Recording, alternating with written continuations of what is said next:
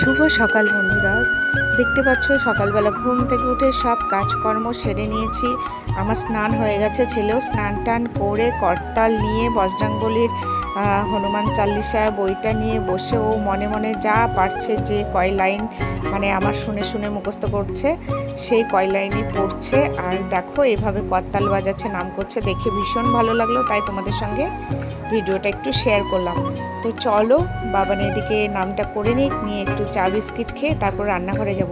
দেখা যাক আজকে কি কি রান্না হচ্ছে না হচ্ছে সবই তোমাদের সঙ্গে একটু হলেও শেয়ার করব। আর এই গরমের মধ্যে প্রত্যেক ফ্রেন্ড দেখতেই পাচ্ছ রান্নাঘরে চলে এসেছি অলরেডি। এদিকে অনেকগুলো রান্না হয়ে গেছে, তারপরে তোমাদের সামনে মানে তারপরে ক্যামেরাটা অন করলাম। এতক্ষণ অনেক তাড়া ছিল, পারিনি। আর হচ্ছে বাবান চলে গেছে ড্রয়িংয়ে। এই আলুটা ভেজে নিচ্ছি। এই আলুটা কিসের জন্য ভাজছি জানো? চিংড়ি মাছ করব আজকে। টমেটো আলু পেঁয়াজ রসুন দিয়ে চিংড়ি মাছ করব। আর এইখানে হচ্ছে ময়া মাছের ঝোল, আলু পেঁয়াজ করলা দিয়ে কাঁচা লঙ্কা চেরা, যার জন্য ঝোলটার কালার এরকম হয়েছে। তো চলো বন্ধুরা এদিকে করে নিয়ে তারপর তোমাদের সঙ্গে শেয়ার করছি। আর এই যে চিংড়ি মাছটা যে করব সেটা তো কী করে করছি সেটাও তোমাদের সঙ্গে শেয়ার করছি। আজকে চিংড়ি মাছের এই রান্নাটাই তোমাদের সঙ্গে শেয়ার করব। তো বন্ধুরা এখানে জিরা, আদা, দারচিনি, এলাচ, লবঙ্গ বাটা হয়ে গেছে। এখন বাটছি কাঁচা লঙ্কা, এগুলো পেকে গেছে, লাল লাল হয়েছে। তো এই লঙ্কাটা বাটবো। আর এই যে পেঁয়াজ কুচি করে ধুয়ে টুয়ে নিয়েছি, এই পেঁয়াজটা বাটবো।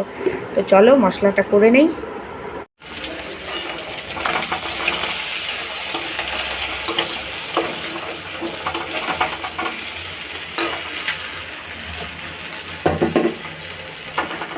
মাছটা ভাজা হয়ে গেছে, এখন মাছটা তুলে নেব।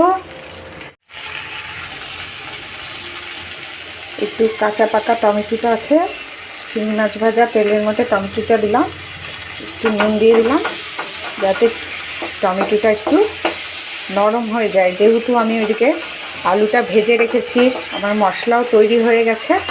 তো চলো বন্ধুরা একটু ঢাকা দিয়ে দিই। এই দেখো মশলা রেডি, রান্না করবো। আর গ্যাসের অবস্থা ইগনোর করো, প্রচণ্ড খারাপ হয়ে গেছে মাছ ভাজতে টাজতে। এখন মাছটা করব, করে নিয়ে আমি এগুলো পরিষ্কার করে নেব। দেখতে পাচ্ছ টমেটোটা গলে গেছে, আর তেলের মধ্যে হলুদটা দিয়ে দিলাম। এবার যেহেতু নুনটা দিয়েছিলাম, পরে টেস্ট করে লবণটা দেখে দেবো। দেখো মশলাটাও দিয়ে দিলাম। আর এই মশলার মধ্যে সব কিছু বেটেছি, জিরা, আদা, গরম মশলা। তো চলো মশলাটা আমি আস্তে আস্তে ভাজতে থাকি।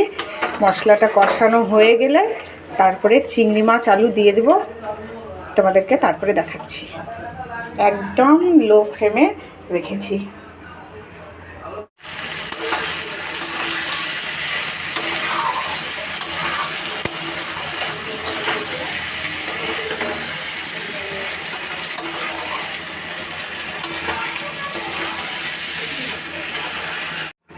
তো বন্ধুরা ফাইনালি ঝোলটা হয়ে গেছে, দেখছো ফুটে গেছে।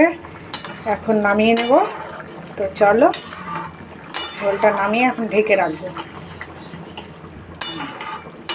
আমি জানি না মশলার গন্ধ করবে নাকি, আর একটু গরম মশলা দিলে মনে হয় ভালো হতো। গরম মশলাটাই কম হয়ে গেছে। তো বন্ধুরা আজকের মতো এই পর্যন্তই, ঝোলটা হয়ে গেল দেখিয়ে দিলাম। তো আবার নতুন ভিডিও নিয়ে চলে আসবো। Bye bye.